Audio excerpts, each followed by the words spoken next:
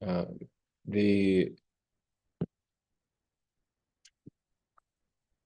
significance of just saying that is the Shiva Dwara is understanding the essence. I bow down to you of unlimited potencies, the super soul of all beings. You possess pure and complete consciousness. You're the cause of the cosmic creation, maintenance, and dissolution. Perfectly peaceful. You're the absolute truth to whom the Vedas indirectly refer.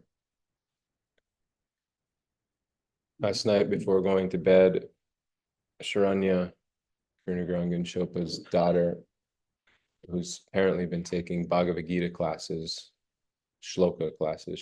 She's memorized some shlokas. She came to the temple, and then she started to recite these shlokas that she remembered. She went into ecstasy.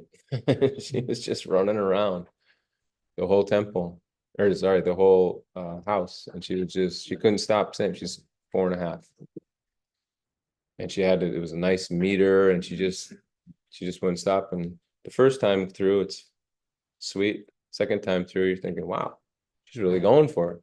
Third time through, she just couldn't stop.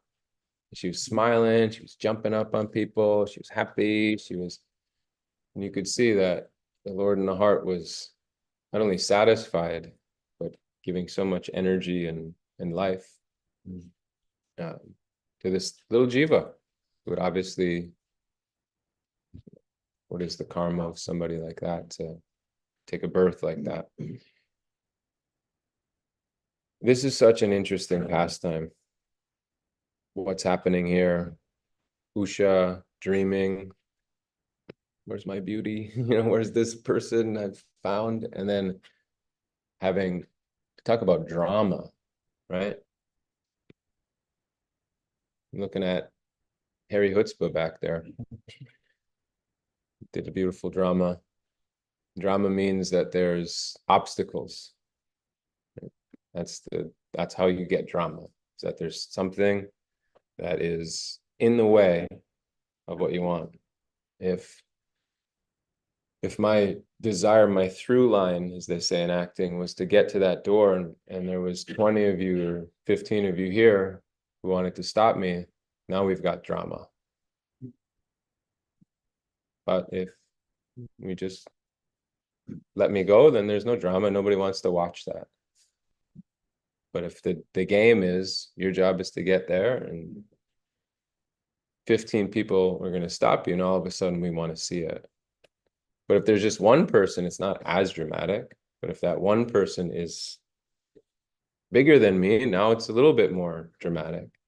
So the drama that's happening in the Bhagavatam is so beautiful right now because it's so much drama. It's not just Krishna versus, some Joe Schmo. This is Krishna versus Shiva and his greatest devotee. And it's, Krishna and Balaram and Pradyumna and Kartikeya, the military general of the good guys versus Krishna's son. This is drama. There's a lot going on here. And now it's this Shiva Dwara. It's a weapon.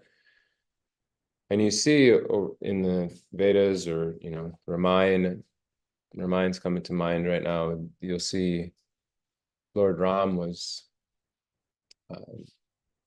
he was with Vishwamitra and he pleased his spiritual teacher, Vishwamitra. And when he killed Marichi and Subahu, and they gave him weapons. He gave him weapons. He set out a bunch of weapons for him because he was so pleased with them. And these weapons aren't just, for us, it's like, you can go get a Glock. You can go get a 9mm. You can go get an AK-47 or whatever it is. Florida, it's very, Alachua, there's quite a few places. Come on down, check it out. You go in there and they've got all the guns lined up and you can just go and buy one. But these were weapons that were given out of affection. And they were so reverent to them. This was not the mode of ignorance gun that you can just go and show your dominance. These were very, very refined, even personalities. And, Lord Ram would touch them, and then he would, I can't remember which one it was, but one of them, he says, okay, weapon, can you come back later? Can you come back when I need you at a different time? Weapon says, absolutely, no problem. These are personalities. Because in the Vedas, everything has personalities. Saturn isn't just a big planet that has rings. He's Shani, ascetic, powerful, deep. In astrology, people get nervous of their Shani return. Going through Sadyasati. Haribo, you okay? But you're being influenced by this powerful personalities asking you to go deeper.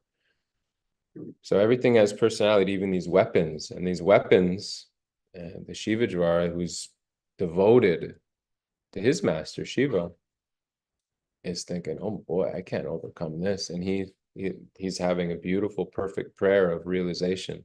It's coming to his heart as he's getting defeated by Vishnu, by Vishnu's weapon. He's having this beautiful realization. And I love in these purports, and this purport reminded me, it's not a blade of grass moving without the sanction of our Lord. And it's confirmed here in the Gita. They say 15:15, which is a great verse. And I want to spend a little bit of time on that verse of the Gita. At the fundraiser, Aryadnath forgot his lines. He's done that scene. It's such a funny scene. If you haven't seen the scene, you can look it up. I think you can YouTube like horse race or something like that. It's so good. Yeah. What's that? Okay. So he's on the stage and he's forgetting his lines. And this happens. It was actually kind of comedy in one sense. But this happens. Where did it go? Where did those lines go? He's done them hundreds, I mean, definitely hundreds of times. I wouldn't say thousands, but hundreds of times he's done that same thing. And then it's gone. We've all had that experience. Yeah. Just gone. What's the name of that person? God. I don't know. What is it? And then if you take that and you take it to times in your life, sometimes it's like, what was I doing then? What were those 20s? What were my 20s? What were my 30s? But in the purport, Srila Prabhupada's purport in 15:15, he says, he emphasizes heavily we forget our previous births. That's what he's saying, that with the remembrance and forgetfulness. So Krishna takes it away. Because what is your age? 26. So where were you 27 years ago? 28 years ago. 27, you're still in the womb. But 28 years ago, where were you 28? Very little recollection of that. Sometimes some people have some recollection, but it's very rare. And we just forget. Where was that? Where was I 43 years ago? Where was that? It was a very moving drama that they did at the fundraiser, because you just wonder, we're all sitting in New York. Sometimes I think like that. We're at the Ganga, we're at the Yamuna, we're doing this again. How many times are we going to do this, right? We're sitting here now on the Hudson. How many times are we going to go through this again and again? Just, I'm speaking today, Sunarath will speak tomorrow. Next life, we'll just keep walking each other home. We just keep doing this because we're forgetful of our spiritual nature. We're forgetful of, what's brought us to this point. And Krishna does that. It's not by chance, Krishna does that. He takes it away. Because we have to have desire to understand ourselves. But then he also gives, right? It's not just he takes away. I take away all your knowledge. He says, I give remembrance and I give knowledge. So Krishna is giving that knowledge of how to move forward. And that's why you hear many times His Holiness Radha say, just be sincere. And it's so frustrating to hear that. Just be sincere. Ugh, but what's the right next step for me? What am I supposed to do? Just be sincere. Because he knows Krishna's in the heart and Krishna can give that intelligence. What is the next step?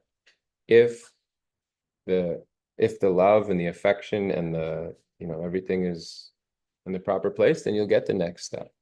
It has to come because Krishna is giving the remembrance. He's giving the knowledge. And if there's desire, if there's crying, genuine crying for that, then he's going to give that. So, Srila Prabhupada says, the living entity forgets as soon as he quits his present body, but he begins his work again, initiated by the Supreme Lord. Although he forgets, the Lord gives him the intelligence to renew his work where he ended his last life.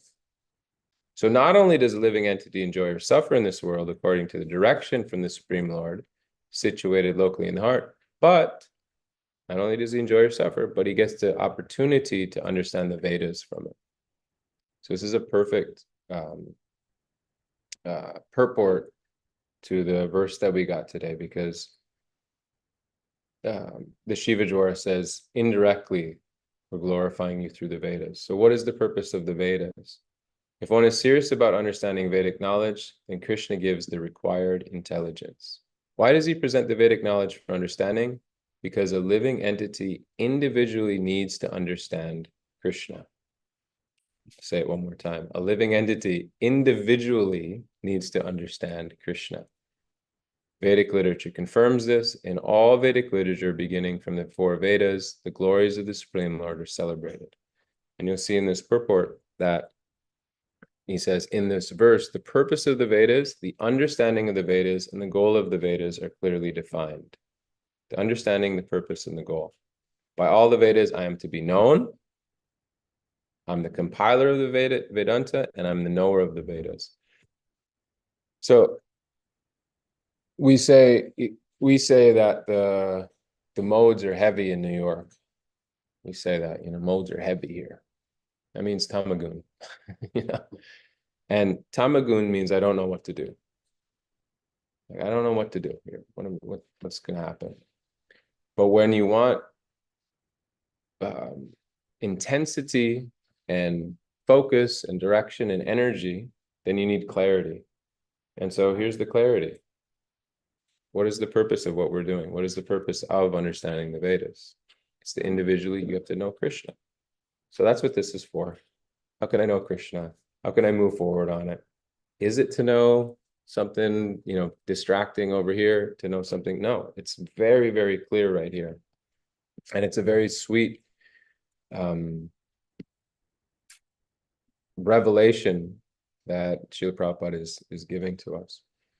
So I was requested by Nanda Bihari to leave plenty of time for the loving exchanges. So I'm leaving that. Hare Krishna. Any thoughts, questions, reflections?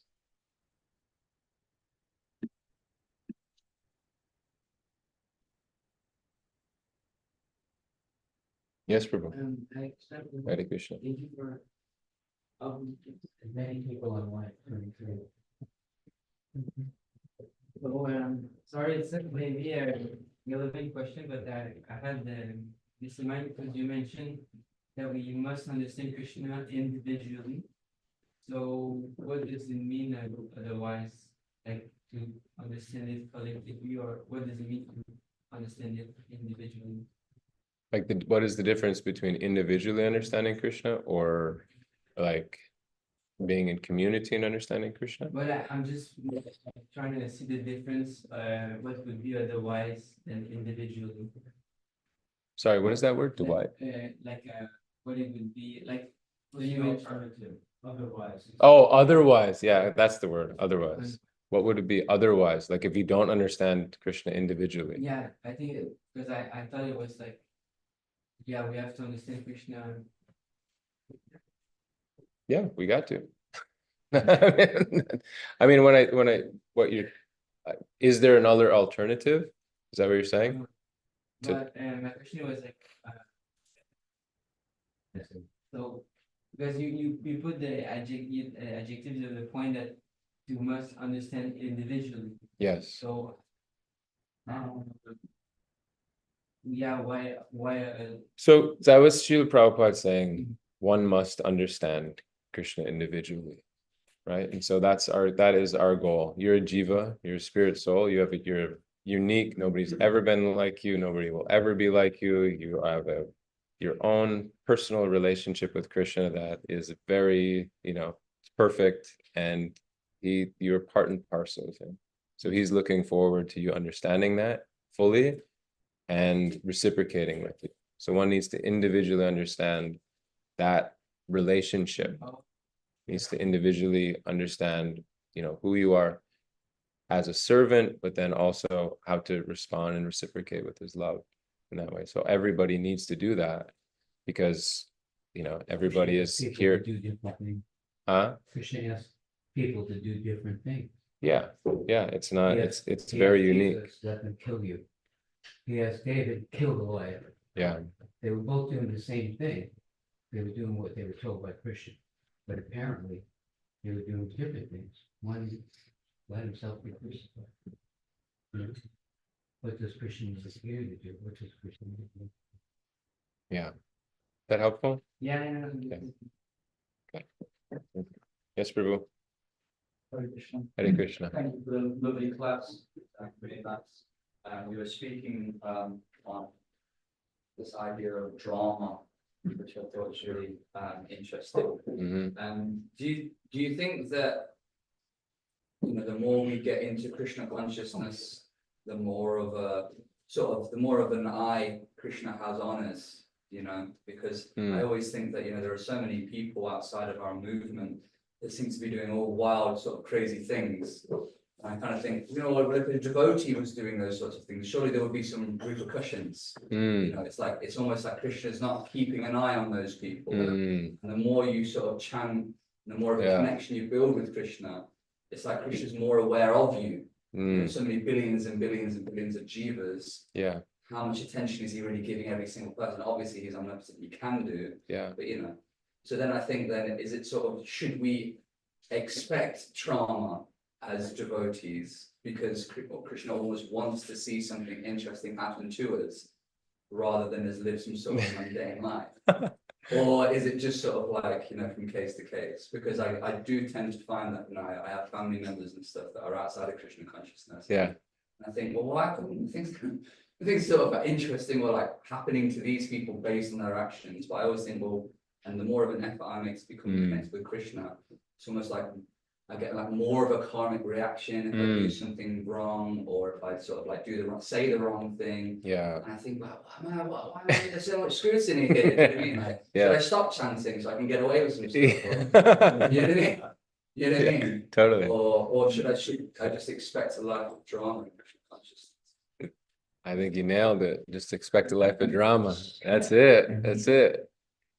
Because the external energy is perfect and I mean, even the more understanding we have of our relationship with Krishna, the more we see his magic is everywhere. And a lot of the repercussions, we should be so thankful if we're getting, especially quick repercussions. It's always nerve-wracking to me when people aren't getting repercussions, because I think, oh wow, it's not that they're so distant or whatever it is, but it's coming. We think we can't get away with anything. So it's this life, it's next life, it's whatever it may be, it's coming. And so therefore, if we're having those, then we should be, thankful, because we can understand the arrangement, and we can understand how potentially we're out of alignment with his will. And so that's really nice. I mean, it's like, should I stop so that I mean, we've all had that thought, you know what I mean? It's like, well, can I get away with some? Eventually, no, we can't. This is literally, you just nailed the whole purport, or the whole, what the Shiva Jwara had. He's thinking, wait, I'm the most powerful one here. I can do all these things. And now he's just came to the realization, folds his hands, drops down, says, you're the boss. And then in that way, then the boss can give us even more dramatic life in one sense. You know, you think of like a Sham Sundar who's running around with Prabhupada, and, you know, guy was dramatic, and then he was more dramatic, you know, and he, Listen to some of the stories of those early Prabhupada disciples, you think, oh, these guys were like, it's a wild adventure day in, day out. Yeah. So, and we have access to that right now. Jai. Jai. Thank you. Thank you. Appreciate that. Any time for Boo? Yeah, just on that point, Joseph, I was thinking on. Think people can hear me? Yeah. Sorry, He's good. you can't hear me? The 23 people online may not be able to hear you. Okay, can you hear me online? You could be louder. Um, I was just thinking how Joseph, he was expressing that people outside don't seem to experience drama. My experience is that they do. People love drama. Mm. They're all caught up in all these different family dramas, work dramas. Mm. It's like it just keeps getting created. And devotees also are in drama. But I was thinking how their dramas just entangle them more and more in karmic implications. Mm. Whereas it seems that when devotees get caught up in a drama, Krishna is giving them an opportunity to become disentangled from something. Mm-hmm. And that connected to the question I was gonna ask you, and maybe you could comment a little more, because I thought the first paragraph of the purport was quite telling. Because it says that the Shiva Dwara felt himself to be unlimitedly powerful, and he thus tried to burn Krishna. Right. So he tried to cheat Krishna. He tried to get away with something. But now he himself has been burned, and understanding that Shri Krishna is the Supreme Lord, then he humbly approaches and bows down. So I just wondered if you could maybe say a little something about how sometimes we need to get burned before we disentangle ourselves from trying to burn Krishna or get away with something. Yeah, he is, you know, he's the, in 1514, it says, I'm the fire of digestion, you know, he's everywhere. He's in inside and outside. He's everywhere in that sense. And so he's also in fire, right? And so he's the origin of that fire. He's thinking, I'm so fiery, I'm so powerful, but what is the origin of me? He forgets that. And so we forget that in a very subtle way, where we miss, just for, it can even be for a moment, you just forget, like, wait a minute, I'm not in the center here. And then we can get burned because we have that forgetfulness. Sometimes, you know, sometimes you're walking down the street in New York, and you'll have, I mean, maybe I'm the only one that's had this experience, but, you know, the Radharani's hand is there, right? The stop, and then it's like, come on, take a walk, right? And you go for a walk, and it says, I'm supposed to walk, and then the car comes, and they try to sneak in there, and you just, you know, you kind of puff up your chest or whatever, even subtly, like, I got the right of way here, right? But that car is bigger than me, and it's gonna, you know, but you just feel like I'm in the right. And it's just so subtle, but that car's bigger than me. It'll take me out. And then you gotta, you know, back off and, hey, get out of here. Yeah, I feel, you know, all that stuff. And but you know, that's like that. Like, just for that moment of forgetfulness, then will get burnt, right? And Krishna has many ways, mainly through the devotees, of keeping us under his loving embrace in that way. Yeah, thank you. Great comment. Yeah, Arjun Prabhu? I'm not standing up. I was just thinking that the word is exhausted. That's the word. It's one of the verses of Giridhari, exhausted. Burnt is like, wow. Wow, yeah. Hot word. We have to become exhausted. Yeah. Good point. Yeah. Yes, Prabhu. Could you just speak on also the I guess the obverse, the opposite, where through taking that shelter, we actually although externally it seems there might be dramatic circumstances, internally we're actually very well situated, very blissful, God knowledge. Yeah. Stopped or being beat in the marketplaces, but he was completely unaffected. Yeah. Examples like these, going deeper, we almost transcend the externals. That's it. I mean, that's what devotees, that's what because we need inner life. You know, we need inner life and inner connection, and whatever may happen outside it's not as important as what's happening inside. And so if you have, like I was saying, that the daughter yesterday was just running around the table. She was oblivious to any I mean, honestly, she was kind of just doing whatever, but she just kept chanting. She just kept chanting these shlokas, and it was like, and that's if the inner life is alive, then that's what's happening. Hari Purush Prabhu brought up Jesus. It's like, forgive them, Father, they know not what they do, in the most incredible circumstance. And he's, because he has, and you know, he is with his Lord.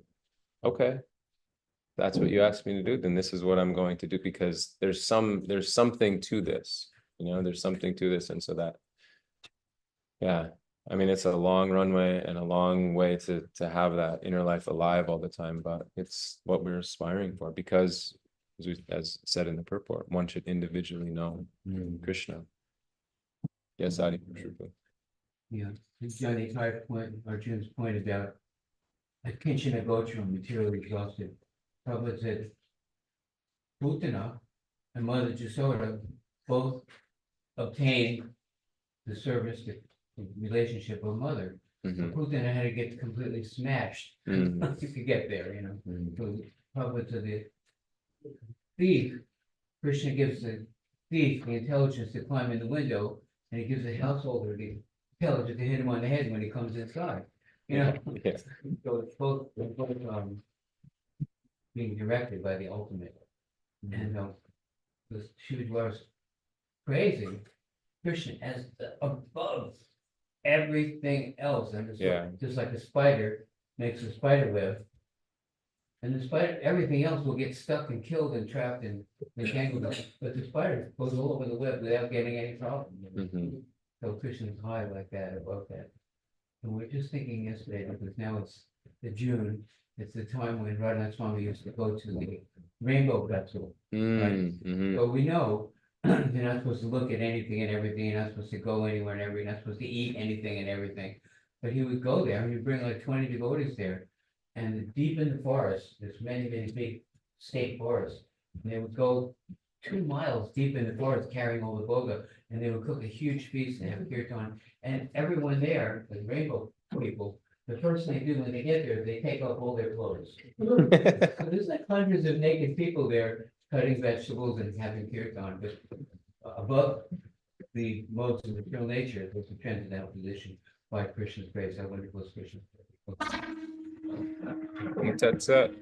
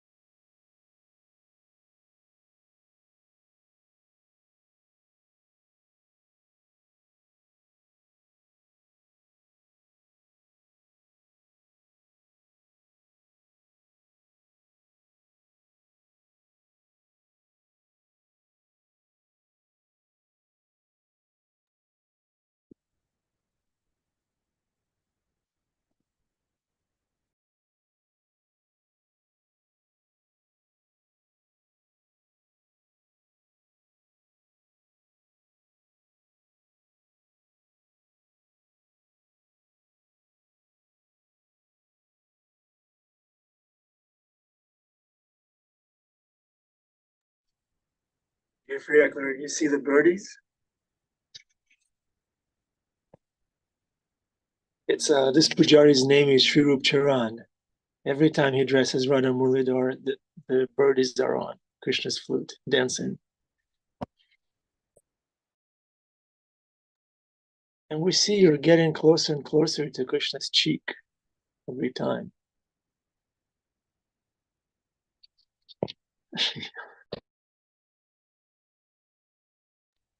Jerry.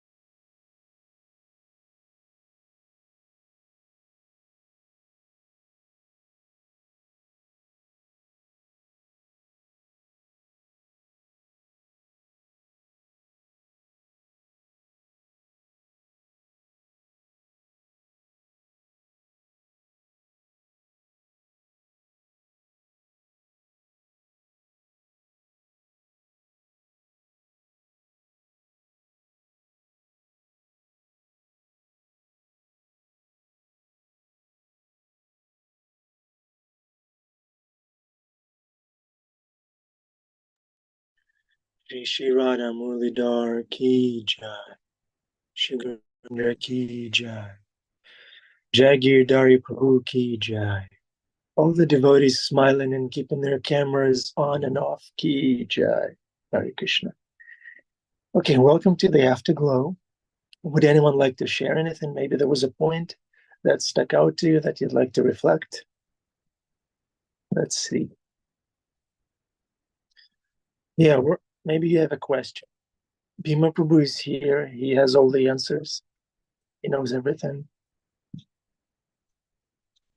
No questions? One time Srila Prabhupada was given class and there were no questions. And Srila Prabhupada said, you know everything? No questions? You know everything? Yeah. Okay, Jeffrey Hecker. Hare Krishna Prabhu. Thank you. Beautiful class. The verse spoke of you are the absolute truth that the Vedas speak of indirectly. And I don't know if this is a question, comment, or observation, but the Vedas speak of Krishna being the absolute truth indirectly. And we glorify the Vedas. Subsequently, we speak of Krishna directly and glorify each other. I guess the observation or the comment is that to the extent that that a text or a personality, or I guess it could be both, to Jai Giridhari's point, that these seemingly inanimate objects actually are animate, are living, and have personality, i.e. Srimad Bhagavatam. So I guess the point is that the closer you get to specifying the absolute truth, the greater the glory. I don't know, but it feels that way maybe sometimes. Thank you, Jeffrey Prabhu. Yeah, it says in the scripture that the personal aspect of Krishna it's superior because it includes all other aspects. Impersonal and Krishna in the heart is included in personal Krishna, and Krishna as impersonal Brahman is included in Krishna's personal form as cowherd boy. So in this way, this form, the personal aspect of Krishna is superior to other aspects of Krishna. And we should remember that 99.9% of the Vedas, they're talking about Krishna indirectly. Maybe those were the verses that Shiva Jara read, and the creature wasn't aware who Krishna was. And it's kind of interesting how Shiva, who's been glorified in the Shastra as the best of Vaishnavas, apparently he didn't take the time to educate his weapon about who Krishna is. And then we can look at Brahma, also not aware who Krishna is. And then we can look at Indra, also not aware who Krishna is. I was like, what's going on here? What kind of supreme personality of Godhead Krishna is that no one is aware of that? All right, Prabhu, that's a good point. The other point that you're making there that's interesting is that that even Brahma, even Shiva have to get intelligence from Krishna. They have to be educated. Yeah, that's right. What to speak of us? Okay. Thank you. All right, Bhima Prabhu, any final instructions for us? Bhima Prabhu has deep realizations about rainbow gatherings. He's seen it all. Bhima Prabhu is not recommending that as a method of self-realization. Okay, Nana says, and the purport says that the wind flows in the heart of it in fear of him. Does that mean we also have to fear him too? That's one rasa, yeah. That's one rasa. You can relate to Krishna in that rasa. He'll reciprocate. He'll scare the out of you. If that's how you like, how do you prefer to relate to him? But if we have this propensity to be fearful, the best way to apply it is to be fearful of Maya. That's what Srila Prabhupada says. You're not sufficiently, the problem with you, boys and girls, is that you're not sufficiently afraid of Maya. You think you can preach in the bar. You think you can go to a rainbow gathering and not be disturbed and preach there. You're not afraid, you're not taking Maya seriously. And Maya is a devotee of Krishna. And by the time you wake up, Maya is already standing up by your bed with her teeth brushed, and she's already done chanting. She's ready to test your sincerity, your determination, and your common sense. So we should take Maya seriously. That's where fear can be applied. With Krishna, we can relate as a friend, a well-wisher, order supplier sometimes. We have to ask for something. It's best to ask Krishna. All right, I'm blabbing. I think I'm blabbing. Who wants to speak? Any realizations on fear? Fear is not the highest motivation. We want to serve Krishna because we love him. We want to please him. We want to reciprocate. We acknowledge the kindness that Krishna showed in our life. And this is our motivation. Fear is a good place to start. What am I doing? Why am I wasting my life? My God, what have I done? There's a prayer in the Shastra where the person is regretting that he was drinking poison willingly by not worshiping Krishna before. And now he's regretting that sincerely. So it's a good place to start. But ultimately, we want to please Krishna because we want to please Krishna. There's no rationality behind that. There's no calculation. There's no fear. There's no ulterior motive. We want to serve the devotees and be with the devotees because we want to serve the devotees and be with the devotees. That's all. Hare Krishna.